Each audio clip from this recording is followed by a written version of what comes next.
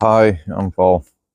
For this video, I'm going to talk about what it feels like when the ego ends, I guess.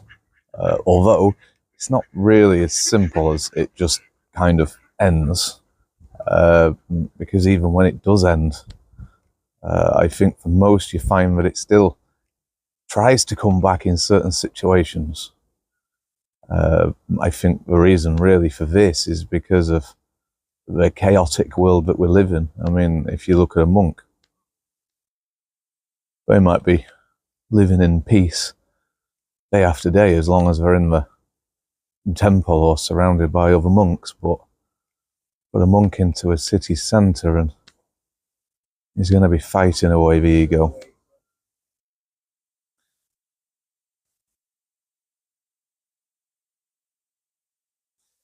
So, the ending of the ego. Once again, I think this is kind of in some stages, probably not for all, I think for most though. So I'm going to start from the beginning for me. Start for me was quite a few years ago when I was broken. And I knew at the time that I was becoming kind of a little bit chaotic, as a lot of people do when the ego tries to fight even harder to exist. But I got pushed a little bit more over the edge and something happened. It wasn't the ending of the ego as such, but something fell away.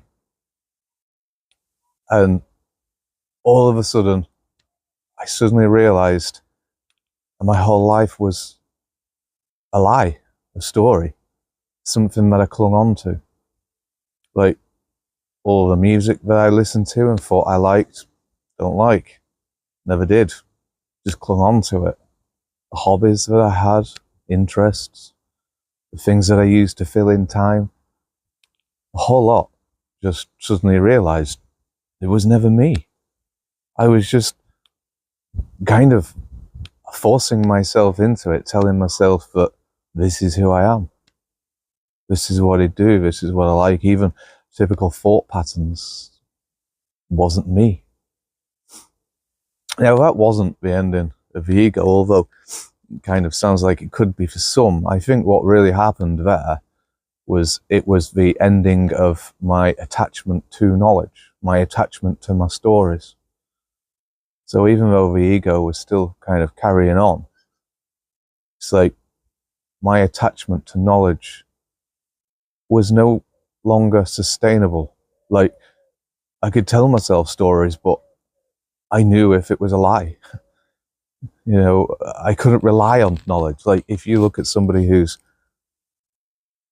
got quite a big ego, let's say, they believe what they say.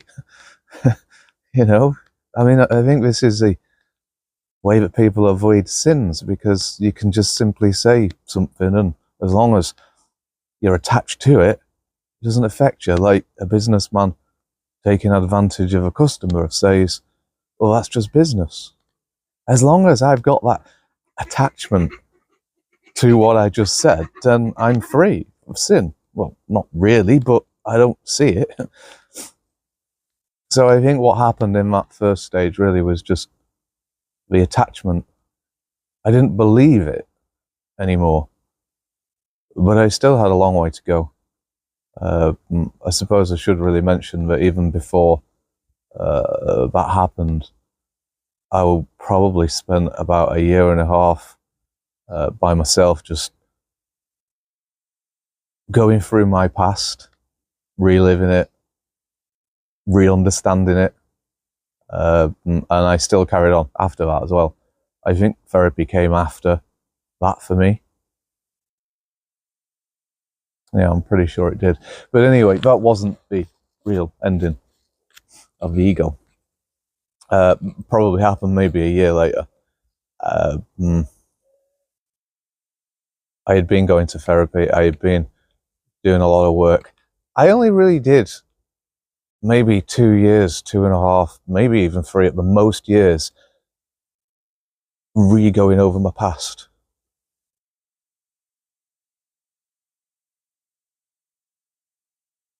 Sorry, there's somebody just walking past. I'll just let them walk past. Otherwise it just looks weird, me talking to myself. So I only spent maybe 3 years actually looking at my past. I've noticed a few people do say that when I do my meditation and so on, that I'm looking into my past. I'm not. I did for about 3 years. I went through my past day after day, every hour of the day. But now I don't do that, and I haven't done for a long time. I don't look at my past. I don't look at my thoughts. Well, I do look at my thoughts, but I don't look at really what they're saying. It's not important. I look at what they're doing, how they affect me, what changes there are in them, whereabouts they are, whether my consciousness closes whilst I'm in a particular type of thought, or if I focus too hard on it, and so on and so on. So I don't look at my past. I just look at the movements of my mind. Anyway, it's not important. So back to the ego falling away. I did a video yesterday, day before, which was talking about an awakening. And I did talk partly about the story, but I'm going to talk a bit more on the falling away of the ego side of it than I did in that video. So I was studying narcissism. My obsession was, it's not about hating narcissism or anything. I wanted to know what's happening in my mind. What really, because it's so different. that I wanted to know what was going on. And I hit a point where I suddenly realized that narcissism is, I don't want to say lacking something, but don't have access to something. It's probably a better way of saying it. And after a little while more of studying, I suddenly worked out what it was, but it was the soul. I didn't understand what the soul was, but when I did understand the soul, I suddenly realized the soul is another mind. We have two minds. One thinks and one feels. And the moment that I realized that the soul was another mind, something happened.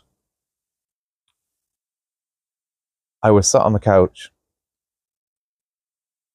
and I remember asking myself, did I go to therapy? I mean, did I ever go to therapy? And I didn't know. It's like my memory had, well, I mean, I knew it hadn't gone. It was obvious that it had not really just gone as such, but something changed dramatically. And so I'm sat there thinking, I know it'd be ridiculous to say that I never went to therapy. I have this inkling that I did, but I have nothing to back it up. So sitting there inquiring about it, wondering why, what's happened? Why do I not know? I realized that all of my past, to remember whether I did something, I would talk in my head. Like saying, oh, well, of course I went because I remember when I did this. I remember talking about that. I remember the journey there and so on. And all this talking in my head had just gone. I was still thinking, but that was different. I was thinking, like inquiring, why? What's happened with my thought? So looking into it, I realized that my thought wasn't going into the past or even into the future. It was just curious. So then I thought, well, let's just try and bring back a memory of therapy. And all that happened was I said, I can't be bothered. I suddenly realized that all my life, this reliving the past over and over again, making situations, circumstances, consequences, and so I just realized I don't want to do that again. I give up. I can't be bothered. I think someone sent me a message actually today saying that it happened to them, and they even didn't worry about it because they couldn't be bothered worrying about it. And yeah, I agree. That's pretty much what it was like. But that doesn't mean that it was really over. I still had lots of problems. Not lots, a few.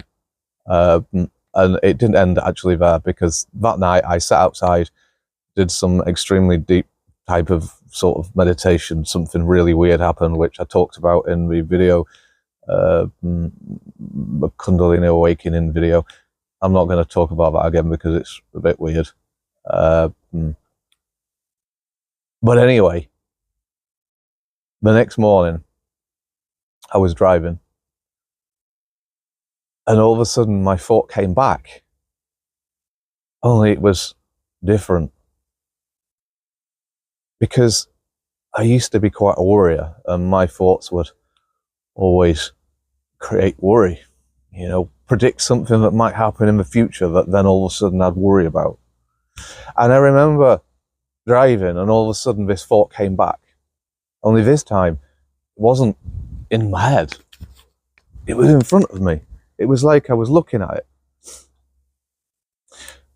And the thought said something along the lines, I'm going to make it up a bit, but it said something along the lines of, it was about to say, I hope such and such doesn't happen later today, or something along them lines. But it didn't get to finish its sentence. And this is really weird what happened, because when it spoke, it said, I hope, and then it went, uh-oh, shit, I've been seen. I mean, it didn't say that. Well, that was instantly the feeling that I got, that thought itself went, uh-oh. And it just vanished. And then that was it. After that, thought never moved into the past or the future, well, to a degree. And this is where I'm going to give a little tip for anybody that has had this happen and find himself falling back into the ego, because I realized what was the biggest trigger that brings this back. So after that, it completely gone. And then later on, maybe a few months or so later, I had a conversation with somebody, let's say narcissistic-y, argumentative. I had this conversation anyway. And then instantly, as soon as they walked away, it was back, full force. It was like this rattling in my head of chaos. And I was horrified. You know, anyone who's had this releasing of the ego will soon realize what hell actually is. It's the ego. But anyway, this chaos came back in my head, and it took me 2 weeks to get rid of it. But I did not want that back again. Oh, it was awful. So anyway, it took me 2 weeks of meditating really hard, just trying to get away from it before it finally disappeared. And it did. You know, it went away. But then another 2 or 3 months later, another conversation with somebody else, and it triggered it off again. Only this time, I went out for a big walk and tried to look what happened, why, in this conversation. And what I realized, it's kind of a bit of a rabbit hole, really. Where do I start? All right. What I found that triggers off what we refer to as the ego is essentially neglect, but not the kind of neglect where somebody just ignores you. Well, we do. We ignore your true self. So let's say, for instance, you're talking to somebody and you say, you know, oh, this happened to me. And then they say, oh, I bet you acted with anger because you always get angry. And the truth is, I never get angry. That's not me. But when they accuse you of being someone that you're not, then instantly it pops back and it starts trying to defend itself. Here's where it gets complicated. So what really are you trying to defend? If they're trying to say that you normally do something that's false, when in truth you don't do it. Now, I can't be defending my ego if it's the truth. So therefore I must be defending. I must be defending the truth. But it's the ego that appears, creating the argument in my head. This is, I could do this better, actually. This morning somebody sent me a message saying that I look like Jesus. Wasn't my plan. I just decided that I wanted my hair and beard to just do what it does. But I have been called this before. And I have had people ask me why. And I often wonder if people, knowing that I do this kind of talk, think that maybe I'm trying to look like Jesus, only I'm not. So let's use this as an example. So if somebody says to me, I know what you're trying to do. You're trying to look like Jesus. And the truth is, I'm not. I'm really not. Now, them accusing me of doing it, I know is false. Because I'm not. The truth is I'm not. But then I get mad, angry, defensive. But I'm defending against false. And I'm defending for the truth. And if I'm defending for the truth, I can't be defending an ego. Actually, what I'm doing is I'm trying to defend myself from gaining an ego. So somebody who is denying your true self seems to trigger off the ego. So that you try to defend your own true self. I mean, maybe this can work with an ego as well. I don't know. If you believe that you are somebody when you're not, I suppose that can work in the same way. But when your ego's gone, it's definitely in this sort of way. You're more trying to defend yourself from getting an ego when somebody denies your true self and then claims that you're somebody else. And then in your head, you get this voice which is constantly arguing, trying to say, no, why did they say that? That wasn't me. I don't do that, and so on and so on. And then there's the ego again. And that's a hard one to fight away.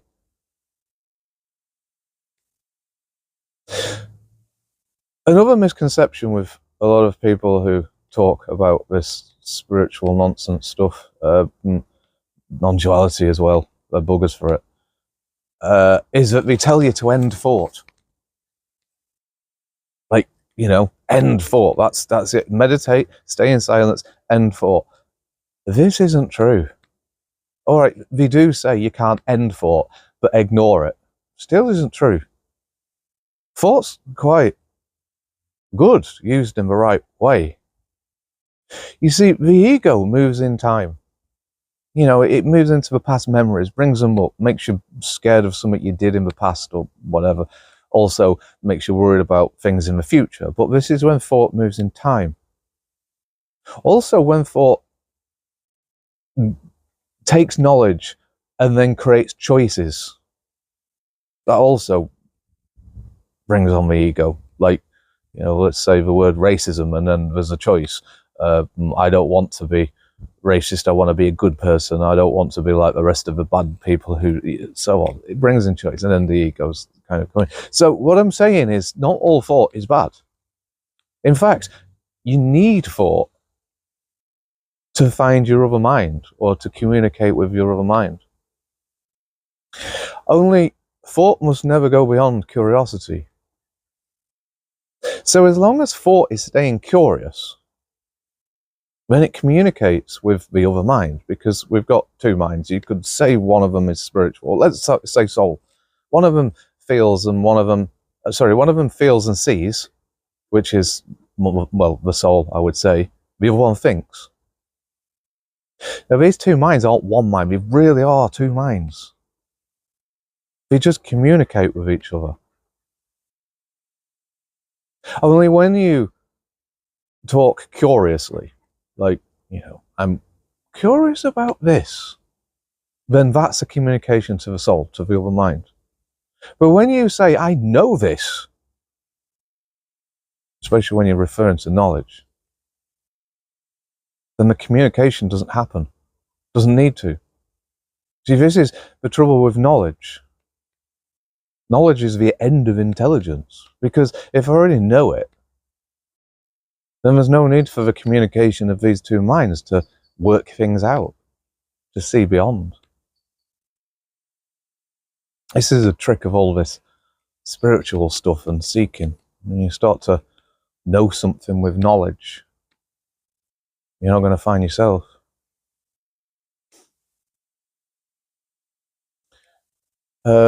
Anyway, I think really I've covered everything that I wanted to say, so thanks very much for listening and take care.